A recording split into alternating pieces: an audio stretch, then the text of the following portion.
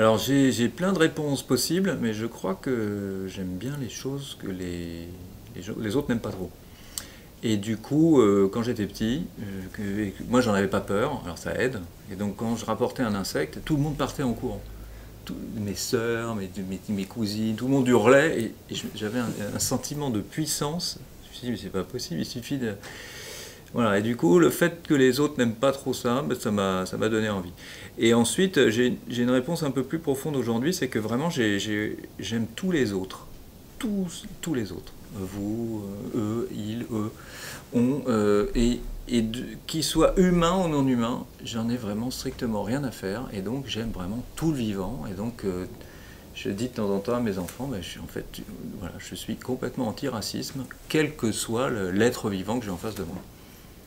Et donc, le fait d'apprécier des vivants aussi différents de moi, mais vraiment, c'est la preuve que peu importe l'apparence, voilà, je l'apprécie. Même si ça a six pattes, des poils, peu importe, il est comme ça, comme moi, je suis comme ça. Alors, je suis bien embêté, j'ai vraiment aucun insecte préféré.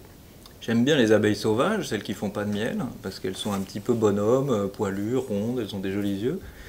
Mais vraiment, j'aime tous les insectes. Je fais vraiment aucune ségrégation. Ça rejoint ce que je vous disais avant. J'ai vraiment, voilà, je les aime tous, quels qu'ils soient verts, noirs, marrons. Donc j'ai vraiment pas d'insectes préférés, pas d'animaux préférés. Je les aime absolument tous.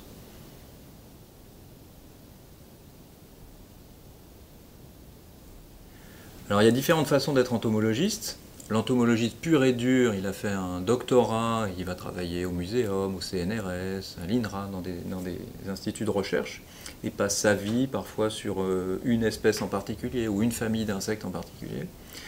Après, il y a la version naturaliste où on a une approche plus écologique, c'est-à-dire qu'on va sur le terrain et on prélève les insectes, on observe tout ce qui vit dans un lieu de vie et du coup ça nous permet de dire si le lieu de vie est en bonne santé ou pas en bonne santé, si les espèces disparaissent, sont là, pourquoi, etc. Après ça peut être un amateur simplement, il y a aussi des entomologistes qui sont très amateurs et qui élèvent des insectes chez eux et qui deviennent parfois vraiment très spécialistes de certains insectes.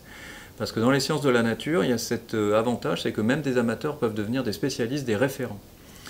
Et puis, alors, il y a ma façon qui est plutôt la façon du vulgarisateur. Alors, moi, je fais des livres, des conférences, des formations, j'enseigne. Et puis, il y a aussi des animateurs nature qui vont sur le terrain et qui se spécialisent dans la sensibilisation autour des insectes. On peut aussi dire que ce sont des entomologistes. Donc, il y a plein de façons. Moi, j'aime la version je vulgarise, je vous dis ce que raconte la science. J'essaye de vous les faire apprécier.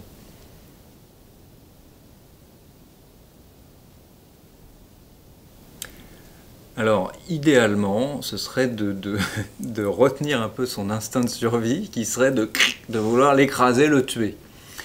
Parce que ben voilà, on est entouré d'êtres vivants, ils ont tous envie de vivre comme vous et moi. Et du coup, le fait de réfréner un peu parfois c'est de la haine, du dégoût, cette aversion, et de ne pas la tuer, de se dire qu'est-ce que je peux faire pour ne pas le tuer. Voilà, il n'a pas envie de mourir non plus.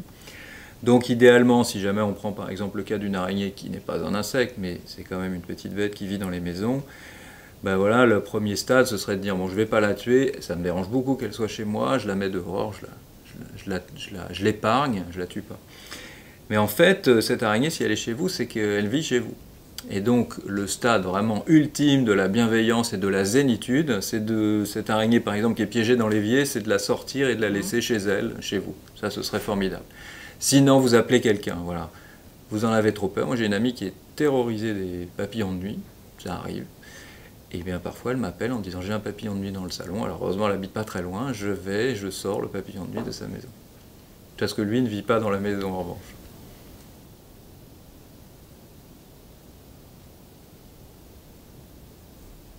Ben, ça rejoint un peu ce que je viens de vous dire, c'est-à-dire que se dire qu'on est entouré d'êtres vivants partout, il n'y a pas que nous. Et en fait, où qu'on aille, quoi qu'on ait comme espace, que ce soit un jardin de particulier, un balcon, le siège social d'une entreprise, n'importe quoi, là, avant qu'on s'installe, il y a des êtres vivants qui sont ici, et puis après, on peut aussi favoriser leur présence. Donc ce serait un peu de devenir un peu moins égoïste, ce qu'on est quand même en train de devenir, et de penser aux autres à chaque fois. Il y a plein de bestioles qui ont envie de vivre aussi comme nous, autour de nous. Et plus on aseptise les lieux, c'est d'ailleurs pour ça que les insectes disparaissent, c'est parce que, en grande partie, en tout cas dans les milieux urbanisés, c'est qu'on occupe l'espace sans penser aux autres. Et donc si on pouvait tous se dire individuellement à chaque fois, bah tiens, qu'est-ce que je peux faire pour favoriser, ou pour ne pas trop embêter ceux qui sont déjà là, ce serait déjà formidable. Alors après, ça peut se transformer, parce que c'est compliqué de se dire, alors qu'est-ce que je dois faire à tel endroit? À ce moment-là, on peut laisser des endroits tranquilles, on n'y touche pas. Ça peut commencer par 1 mètre carré, 2 mètres carrés, peu importe, 10%, 20%, vous laissez tranquille, vous n'y touchez pas.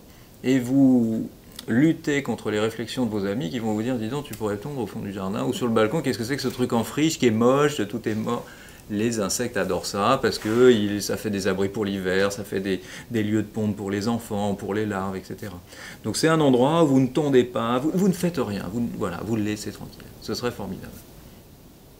Alors il y a l'Allemagne là qui semble récemment avoir réagi face aux nombreuses études qui disent que les insectes disparaissent dans les milieux urbanisés et qui en premier lieu voudrait voter une loi anti-béton en quelque sorte. Et c'est ça, c'est-à-dire que c'est-à-dire quand on avance sur des territoires de la nature, faire en sorte qu'il puisse y avoir de la vie. Donc si vous mettez que du béton, des immeubles, sans aucune anfractuosité, sans rien, sans aucune porosité, sans aucun petit abri, les autres animaux que nous ne peuvent pas y vivre.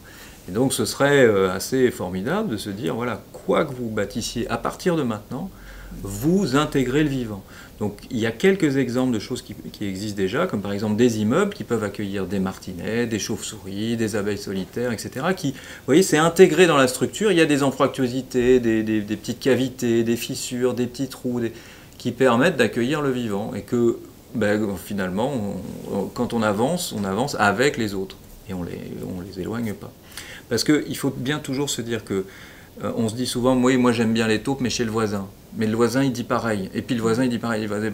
En fait, comme les terres appartiennent à tout le monde, enfin, sont toutes privées, que ce soit l'État ou des particuliers, si tout le monde se dit, j'aime bien les animaux et la nature, mais ailleurs, il n'y a plus d'ailleurs, en fait. Et c'est ce qui est en train d'arriver dans les pays très urbanisés. C'est notre propension à occuper l'espace sans penser aux animaux non humains.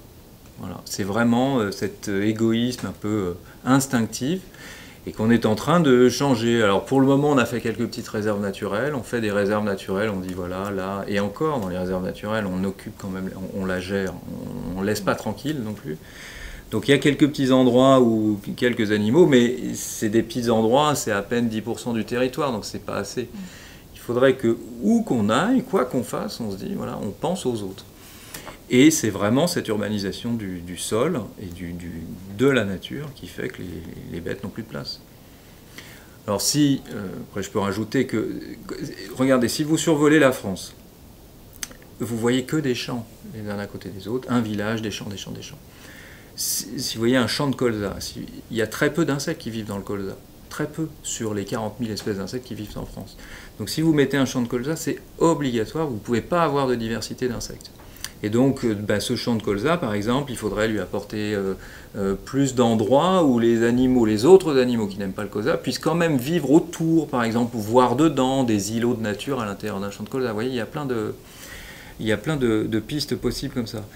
Et si, en plus, ces espaces, vous les traitez régulièrement avec des pesticides de plus en plus efficaces, c'est obligatoire, il n'y a plus de vie. En fait, pour un entomologiste, un champ de colza traité, c'est un désert de vie. C'est pas drôle. C'est vrai que c'est un peu contre-intuitif. Non mais c'est intéressant, c'est un peu contre-intuitif. C'est-à-dire que c'est vrai que vous voyez un grand champ jaune. C'est vrai que c'est quelque chose de graphique. Mais un entomologiste, lui, c'est comme quand il arrive dans un golf. Vous voyez un golf, tout le monde trouve ça fantastique, un golf très beau en général parce que c'est bien taillé, etc. Mais l'entomologiste ou le naturaliste, lui, sait que il se dit, ah mince, encore un désert de vie. Certes, il y a quelques espèces qui vont y vivre et qui s'adaptent à cette pelouse tondue à ras et ces haies taillées, mais elles ne sont pas nombreuses. Et les naturalistes aiment bien la diversité, la biodiversité. Donc plus c'est diversifié, plus c'est en friche, plus on est content.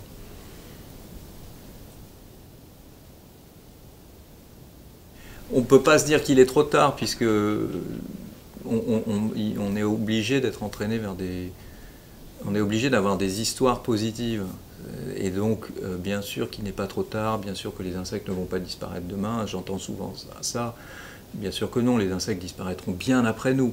En revanche, ce qui arrive, c'est que les espèces se raréfient, donc il y a moins d'espèces, donc c'est moins qualitatif, et c'est plutôt toujours les mêmes qui s'adaptent à notre environnement. Donc l'avenir, c'est plutôt, si on continue comme ça, c'est moins de diversité et plus d'individus de quelques espèces seulement.